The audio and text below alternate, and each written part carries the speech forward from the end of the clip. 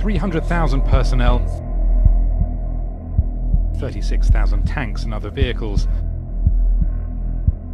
1,000 aircraft, 80 ships and supply vessels. That's the size of Vostok 2018, according to Russia's defense ministry. Even if there might be some exaggeration there, these drills are still huge, the largest since 1981. Russia will hold its biggest war games since the Cold War.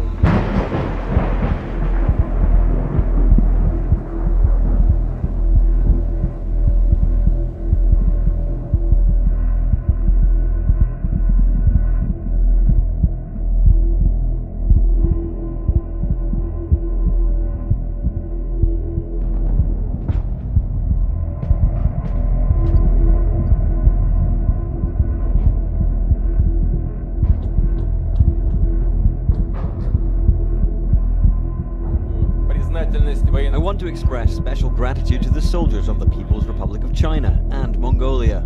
Our duty to Russia, I'm referring now to Russian servicemen, our duty to the homeland is to be ready to defend the sovereignty, the security and the national interests of our country. It's a huge show of force from the modernized Russian military, boosted by increased funding and the crucial battle experience it's gained in Syria. The Chinese involvement in Russia's drills has raised particular concerns in the West. It's a sign the two Eurasian powers are overcoming historical animosities to forge a strengthening partnership. They want to show that if the United States asserts itself in the Korean Peninsula, if they move against Iran, that they're likely to come up against a unified front between Beijing and Russia. Российская традиция велит при любых потрясениях и катаклизмах запасаться макаронами, но этот продукт профессиональные выживальщики не советуют брать с собой в бункер. Хранить макароны можно только в герметичной упаковке. В открытом виде они быстро отсыревают и портятся.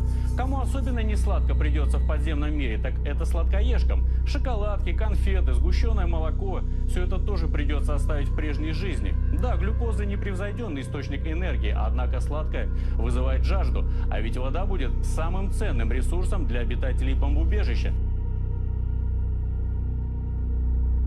NATO has condemned the drills as rehearsal for a large-scale conflict.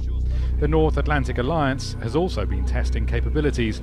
British, French and German jets simulated flight interceptions over Western Europe on Wednesday to deter Russian planes from entering NATO airspace. Russia and the West haven't seemed quite so hostile since the Cold War. This is a Fox News alert just in now. Pentagon officials say U.S. warplanes intercepted a pair of nuclear-capable Russian bombers. It's the second time this month a pair of Russian bombers has flown near Alaska. This government has maintained the closest surveillance of the Soviet military buildup on the island of Cuba. Within the past week, unmistakable evidence has established the fact that a series of offensive missile sites is now in preparation on that imprisoned island. The purpose of these bases can be none other than to provide a nuclear strike capability against the Western Hemisphere. Only last Thursday, as evidence of this rapid offensive buildup was already in my hand, Soviet Foreign Minister Gromyko told me in my office that he was instructed to make it clear once again, as he said his government had already done, that Soviet assistance to Cuba, and I quote, pursued solely the purpose of contributing to the defense capabilities of Cuba, unquote. That, and I quote him, training by Soviet specialists of Cuban nationals in handling defensive armaments was by no means offensive. And that if it were otherwise, Gromyko went on, the Soviet government would never become involved in rendering such assistance, unquote. That statement also was false. Acting therefore in the defense of our own security and of the entire Western Hemisphere, and under the authority entrusted to me by the Constitution, shall be the policy of this nation to regard any nuclear missile launched from Cuba against any nation in the Western Hemisphere as an attack by the Soviet Union on the United States, requiring a full retaliatory response upon the Soviet Union.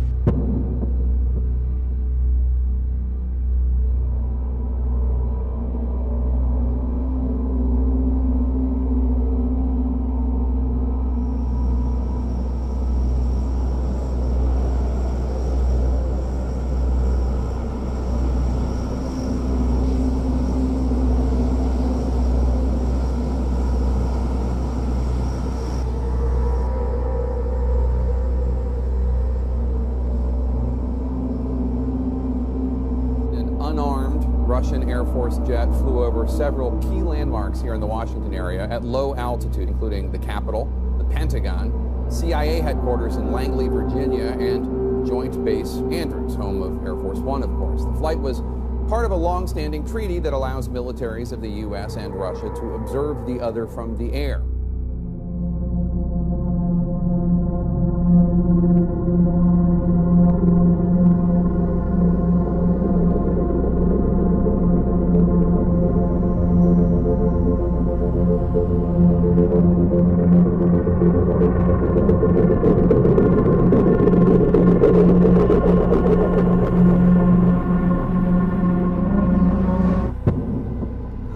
Annual State of the Nation was provocative and threatening. Giant screens showing missiles raining down on Florida and what was billed as an invincible intercontinental cruise missile, a nuclear-powered cruise missile which Putin claimed could travel around any obstacle, and for anti-ballistic missile systems he claimed unstoppable. The missile shown headed toward the West Coast.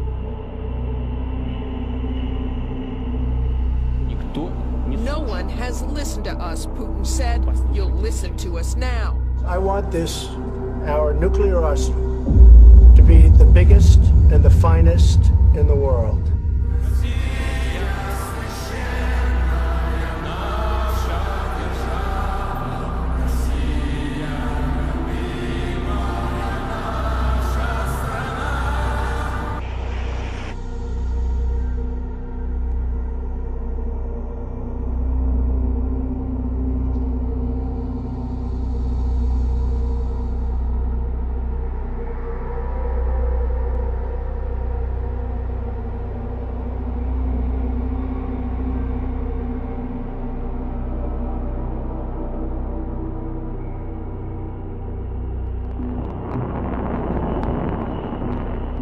Top Pentagon officials are warning the Russian Navy is operating at levels not seen since the Cold War, forcing the U.S. military to take action.